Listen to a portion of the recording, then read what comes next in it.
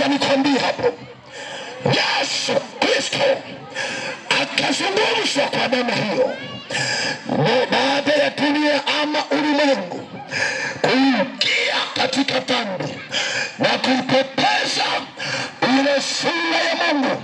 Wajua mwanadamu aliumbwa ili kwamba amfanane Mungu, aibebe sura ya Mungu ndani yake. Aliumbwa ili aibebe sura ya Mungu ndani yake, lakini kwa sababu ya udanganyifu akaipoteza ile sura ya Mungu. Dhambi inapoingia ndani ya mtu inapoteza sura ya Mungu, inapoteza mfanano. Mwanadamu hafanani tena na Mungu, anafanana tena na vitu ambavyo ni miungu, anafanana na Shetani. Sikiliza nikwambie, waweza sielewe, lakini nachozungumza ni hiki: Mungu haangalii kama vile wanadamu waangaliavyo, ila Mungu anachokiangalia ndani ya moyo wa mwanadamu. Mungu anaangalia ndani ya moyo wa mwanadamu, ndicho ambacho Mungu anakiangalia. Na Mungu anachokichukia ni kile kilicho ndani ya mwanadamu. Kama mwanadamu anaweza akashikilia kitu kibaya, unajua mwanzo wa uharibifu kwa mwanadamu unaanzia moyoni. Mwanadamu sura yake halisi iko ndani ya moyo wake, na Mungu anaangalia hapo kwenye moyo wa mwanadamu.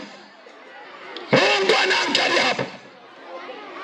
Kwa Mungu, hata kama mtu angejipamba, Mungu atamwona moyoni.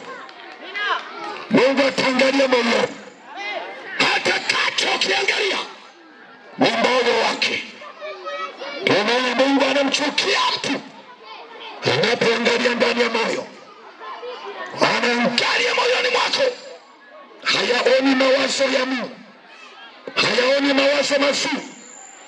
Akiangalia moyoni, anaona umebeba uadui, umebeba tamaa, umebeba vitu vibaya, umebeba roho ya dhambi, umebeba mipango isiyofaa. Hiyo ndio uliyobeba. Mungu anaangalia hapa. Mungu anaangalia moyo wako. Mungu anaangalia kama ndani yako kuna sura yake. Unasemaje? Mungu anakuonaje sasa? Maana unajiona una watu ndani yako, umekorofishana na mke wako. Sasa ni miaka nenda rudi, wala haujawahi kumsamehe.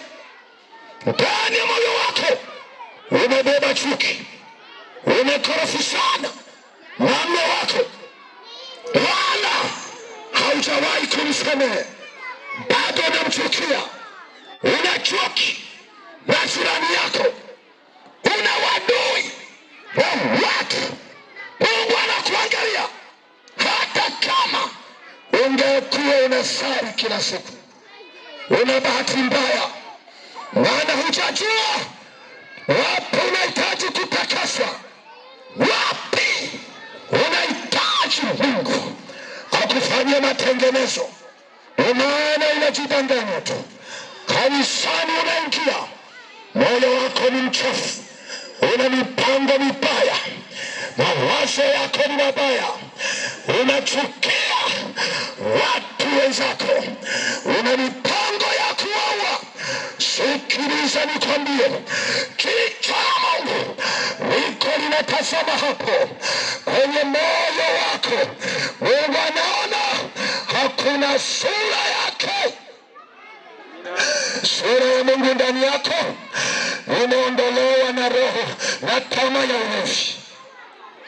Sura ya Mungu ndani yako imeondolewa na uchawi. Ni mchawi, una uchawi. Hata kama unawadanganya watu kwamba mimi ni mtakatifu kwa ibada za asubuhi, tena unawahi mapema, ibada za asubuhi upo, unashiriki ibada zote, lakini kumbe ndiye unayeua watu. Wewe ndiye unaye wafanya watu wasifanikiwe. Umewajaza mikosi, umewakaya na kuwatesa wale wasiokuwa na Yesu. Halafu kanisani upo. Yesu asifiwe. Mchawi upo. Wachawi wa Nyaburoro, nyosha mkono. Yesu apewe sifa sana. Yesu kanyosha. Mchawi huwa anajifanya mstaarabu. Tamuona anakwambia akifika kanisani utafikiri ni mtakatifu. Hata akikuona unaimba kwa kurukaruka anakushangaa. Yeye ni mtakatifu. Ana roho chafu. Roho ya shetani. Roho ya kuua. Na wewe umeandaliwa siku yako. Siku hiyo utajuta. Mafisi hayo uliyoyafuga utayaacha. Sikiliza mchawi, sijui kwa nini naongozwa hapo. Inawezekana yupo aliye pesa wanadamu wasiokuwa na Yesu, na wao wanajifunga tu mahirizi na dini wanazo na mahirizi. Ujinga wa kutokuwa na Yesu. Mtu ana dini lakini hana Yesu, ndio utajikuta amejifenyera mahirizi mpaka hata tembea ilishabadilika. Na dini anayo. Kifika kanisani na kuambia ni mtakatifu. Kuna watu wanawashangaa. Akifika kwenye, akiwa mitaani, yani anaonekana mambo yake ni ajabu. Ngoja afike kanisani, akiona mlango wa kanisa anakuwa mtakatifu na mikono anaweka hapa. Kuna jamaa yangu tulikuwa naye mahara fulani, sisi kama nini tunabadilisha tu wanawake, halafu anaanza kujisifu, mimi ni dume la mbegu. Dume la mbegu? Pumbafu. Yesu asifiwe. Haleluya. Jumapili asubuhi anawahi kanisani, akifika kwenye mlango tu tayari na mikono ameshaweka hapo kifuani, anatetemeka. Akianza kuimba sauti ni ya kutetemesha. Wewe Bwana unanijua moyoni mwangu, maana nimekuja. Hata jana nilikuwa kwenye baa, unisamehe Mungu wangu, nimekunywa bia.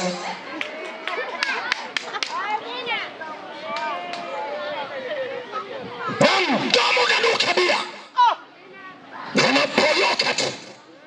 Ngoja nikwambie, yawezekana nikutengeneze hukumu ili usiwe na kujitetea. Haleluya. Jina la Bwana libarikiwe. Nikwambie ukweli, mambo ambayo hapo, na Mungu anisaidie, nitakwambia kesho. Bwana apewe sifa. Jina la Bwana libarikiwe. Haleluya. Sura ya Mungu imepotea ndani yako, na Mungu hapendi sura ya Mungu ipotee kwa mwanadamu. Unamwonyesha nini Mungu? Mungu anapoangalia moyo anaona sura nyingine. Mapepo ya ulevi yamekaa, wanaomba pombe tu, wanaomba pombe. Ndio maana moyo unakaa unadunda dunda. Sio wewe, ni roho hizo zimekaa na kuteka moyo, zimekufanya kwa mtumwa. Alafu Yesu anataka sasa arudishe sura ya Mungu ndani mwako, aunde utakatifu na hali ya kumpendeza Mungu iwe ndani yako, akuletee moyo wa maabudu, ushuke na kutetemeka kwake, maana yeye anataka akufanye kuwa maskani yake. Sema amina. Jina la Bwana libarikiwe. Bwana Yesu apewe sifa. Jina la Bwana libarikiwe sana. Haleluya, haleluya. Lakini leo umejisahau. Utajua ya kwamba Mungu akukulinda kwenye hali hiyo. Mungu akukulinda uwe kahaba. Leo umebeba ukahaba. Mungu akukulinda uwe na mambo kama hayo umeyabeba mwenyewe. Lakini niseme neno hili, katika mambo hayo giza liliingia. Giza lilipoingia, Mungu akaamua aiache enzi yake mwenyewe ili aje kumtafuta mwanadamu. Maana kusudi lake na mpango wa Mungu ni kuishi pamoja na wanadamu ambao Mungu aliwaumba ili akae pamoja nao, atawale nao milele. Ndio maana akamleta Adamu ili aweze kumnyima nafasi huyo aliyekuwa anaitwa Shetani, ambaye alitupwa baada ya uasi wake, akatupwa duniani, naye akageuza dunia kuwa sehemu ya himaya yake. Mungu akasema, utukufu wangu sitampa mwingine, nitaitawala dunia, nitakwenda nikaitawala dunia. Wajua Mungu anavyoitawala dunia? Mungu anavyoitawala dunia, anatawala kupitia watu wake. Sema amina. Bwana Yesu apewe sifa. Mungu anatawala kupitia watu wake. Anapokaa ndani anatawala, na ndio maana alitaka aitawale dunia kupitia Adamu. Mungu akamleta Adamu akiwa yeye Mungu, akiwa ndani ya Adamu. Ndivyo Mungu anavyotawala. Mungu akija hapa, anakuja kupitia wanadamu, akiwa ndani ya wanadamu, anayaleta mapenzi yake kupitia wanadamu. Ndio maana leo watu wanatuangalia tu, wanasema ametoka wapi? Ametoka mahali fulani, wanajua ni fulani. Maana haujajua ya kwamba Mungu yuko ndani yetu, anakutafuta wewe, anakuja kwa ajili yako. Haleluya. Hujajua. Bwana Yesu asifiwe. Unaweza kusema tu huyu ni mchungaji Lucas. Lucas. Utakuja kujua siku moja kwamba Mungu alikuwa ndani yake. Hamna muda. Utakuja kufunuliwa. Mimi namtaka Mungu. Siku